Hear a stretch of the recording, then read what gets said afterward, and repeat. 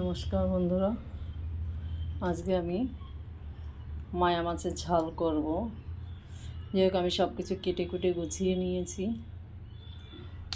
কাটা বাটা এগুলো আর আপনাদেরকে দেখালাম না, রান্নাটা করে দেখাবো।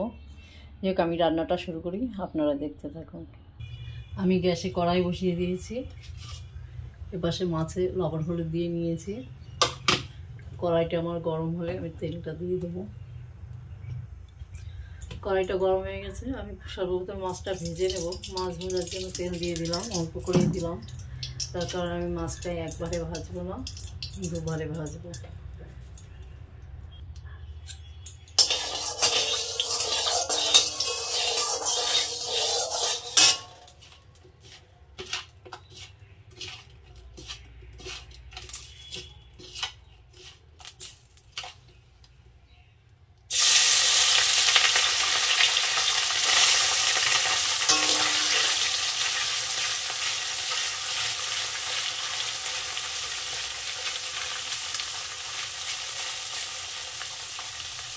মাছটা আমি দুপুরায় ভাজবো।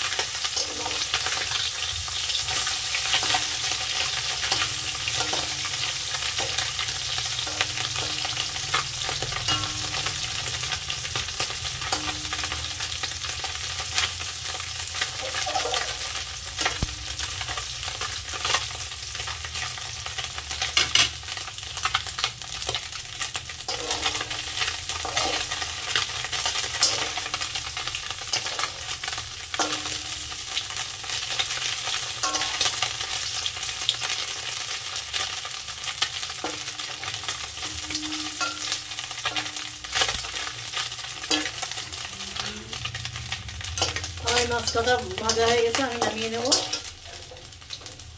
এইভাবে, আর বাদ বাকি মাছ কাটাও ভেজে নেব।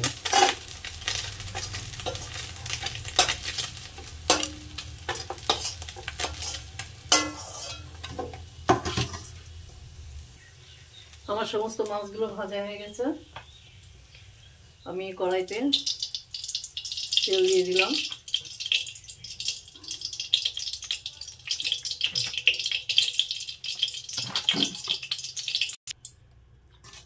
আমি এইভাবে লাল করে সুন্দর করে মাছ কাটা ভেজে নিয়েছি।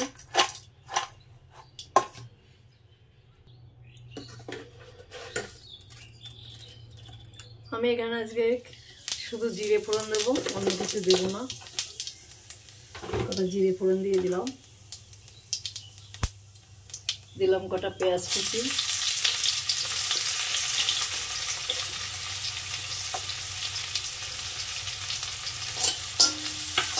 পেঁয়াজটাকে হালকা একটু ভেজে নেব।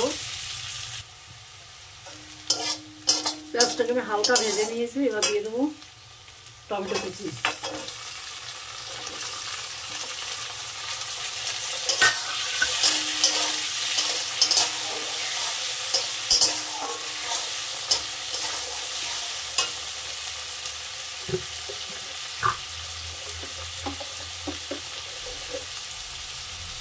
দিয়ে দিলাম স্বাদ মতো লবণ।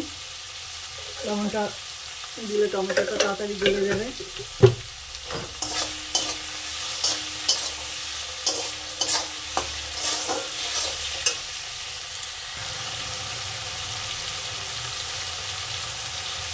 দিয়ে দিলাম পরিমাণ মতো হলুদ।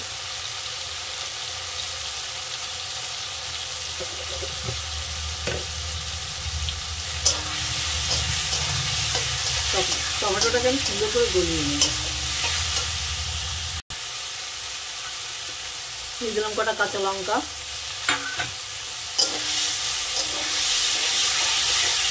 আমার টমেটোটা গলে গিয়েছে।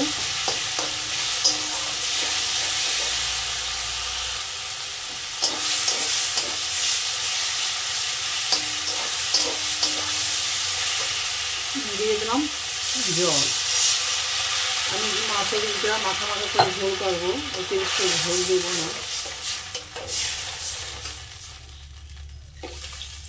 ব্যাস, এখানে আর ঝোল দেবো না। এবার এই ঝোলটাকে আমি সুন্দর করে ফুটিয়ে নেব।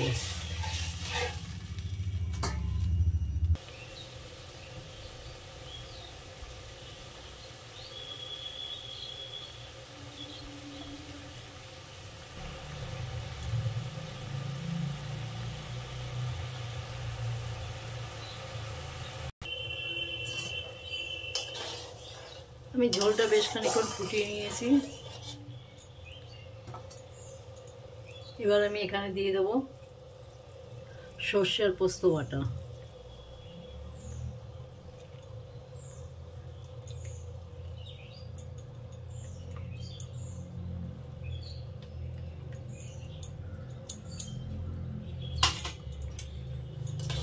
আবারও আমি ঝোলটাকে একটু ফুটিয়ে নেব। সর্ষে পোস্তটাকে একটু ফুটিয়ে নেওয়ার পরে দিয়ে দিলাম ভাজা মাছ কাটা।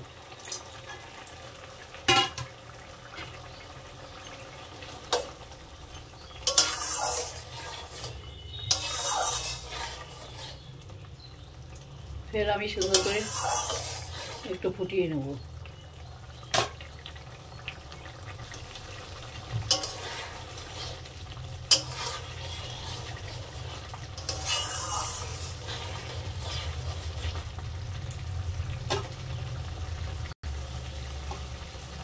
আমার মায়া মাছের ঝালটা সর্ষে পোস্ত বাটা দিয়ে আমি মায়া মাছের ঝাল করলাম। ঝালটা হয়ে গেছে, আমি নামিয়ে নেব। নামানোর আগে ধনেপাতা কুচি দিয়ে নামাবো।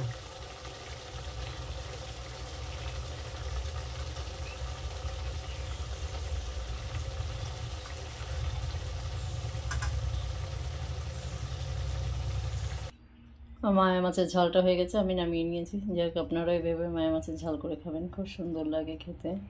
আমার চ্যানেলে যারা নতুন তারা চ্যানেলটা একটু সাবস্ক্রাইব করে, যারা পুরনো একটু লাইক শেয়ার করে। আজ এই পর্যন্ত, নমস্কার।